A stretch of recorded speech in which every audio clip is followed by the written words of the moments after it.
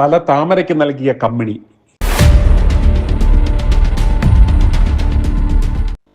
ഇടതുപക്ഷത്തിന്റെ ഉരുക്കുകോട്ടയായിരുന്ന തലസ്ഥാന നഗരത്തെ താമര വിരിയിക്കുവാനുള്ള വിളനിലമാക്കി ഒരുക്കിക്കൊടുത്ത ആ കമ്മിണി കോർപ്പറേഷനിൽ നിന്നും യാത്രയാകുകയാണ്. ആ കമ്മിണി അവസാനമായി നടത്തിയ ആ പ്രസംഗം കാണുക, ഓർക്കുക. കിട്ടിയ ഒരു മികച്ച അവസരം, ചെറുപ്രായത്തിൽ തന്നെ 21-ാം വയസ്സിൽ തന്നെ ഒരു നഗരസഭയുടെ അധിപ എന്ന വലിയൊരു പദവി. ആ കിട്ടിയ പദവിയിൽ അഹങ്കരിച്ച് ആർമാദിച്ച് തെരുവിൽ നൃത്തമാടിയ ആ യുവതി ഇന്ന് പടിയിറങ്ങുകയാണ് തലകുനിച്ച്.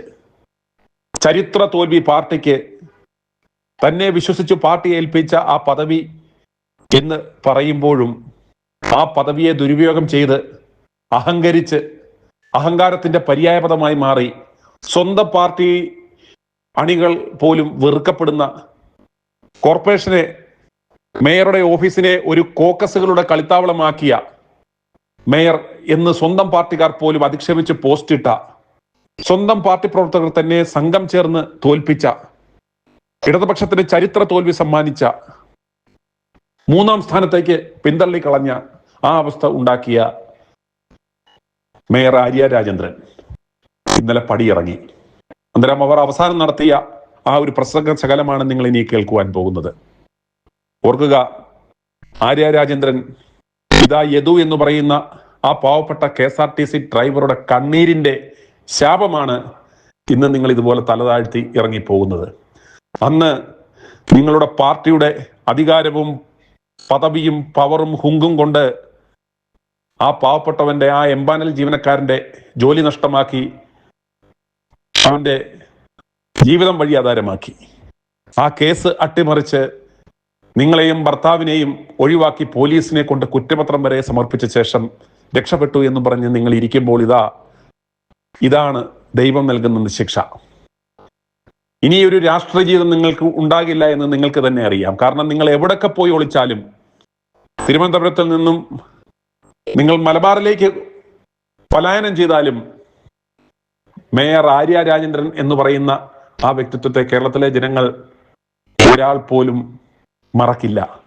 മേയർ ആര്യ രാജേന്ദ്രന്റെ അവസാന ദിവസത്തെ ആ വിടവാങ്ങൽ പ്രസംഗത്തിന്റെ പ്രസക്ത ഭാഗങ്ങൾ കാണാം. ചെറിയ പ്രായത്തിൽ സംഘടനാ രംഗത്തിൽ കൂടി കടന്നു വരുമ്പോൾ അതിൽ നിന്ന് ലഭിച്ച അനുഭവത്തിന്റെ മാത്രം അടിസ്ഥാനത്തിലാണ് കേരളത്തിലെ, ഒരുപക്ഷെ രാജ്യത്തെ തന്നെ പ്രധാനപ്പെട്ട നഗരങ്ങളിൽ, ഏറ്റവും മേജർ സിറ്റീസ് എന്ന് പറയുന്ന നിലയിലുള്ള 10 ലക്ഷത്തിലധികം ജനസംഖ്യ വരുന്ന ഒരു നഗരത്തിന്റെ ചുമതല വെറും 21 വയസ്സ് പ്രായമുള്ള ഒരു പെൺകുട്ടിയെ ഏൽപ്പിക്കാൻ ഞാൻ വിശ്വസിക്കുന്ന രാഷ്ട്രീയ പ്രസ്ഥാനം തയ്യാറായത്. എന്നിൽ എന്ത് കഴിവുണ്ട് എന്ന് ഒരുപക്ഷെ ഞാൻ തിരിച്ചറിഞ്ഞ ഒരു കാലഘട്ടം കൂടിയാണത് എന്നെനിക്ക് സ്വയം ഞാൻ ബോധ്യപ്പെടുകയാണ്. അപ്പം ഞാനൊരു വലിയ ആളായതുകൊണ്ടല്ല, അതിന് പാകപ്പെടുത്തിയ ചില അനുഭവങ്ങളുണ്ട് എന്നുള്ളതാണ്.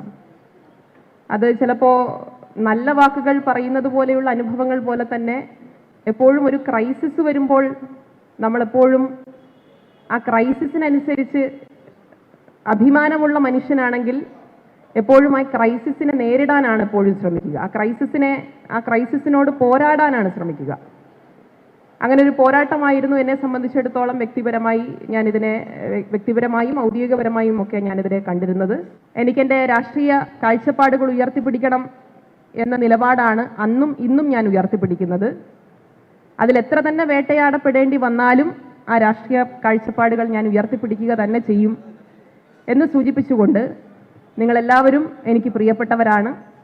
നിങ്ങളെല്ലാവരും ഒന്നല്ലെങ്കിൽ മറ്റൊരു രീതിയിൽ നിങ്ങളുടെ സ്നേഹം നിങ്ങളുടെ കൂട്ടത്തിലെ ഏറ്റവും ചെറിയ കുട്ടി എന്ന നിലയിൽ എനിക്ക് നൽകിയിട്ടുണ്ട് എന്നും എനിക്കറിയാം.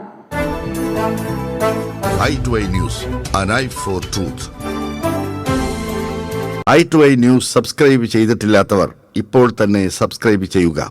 നോട്ടിഫിക്കേഷൻ ലഭിക്കുവാൻ ബെൽ ബട്ടണും അമർത്തുക.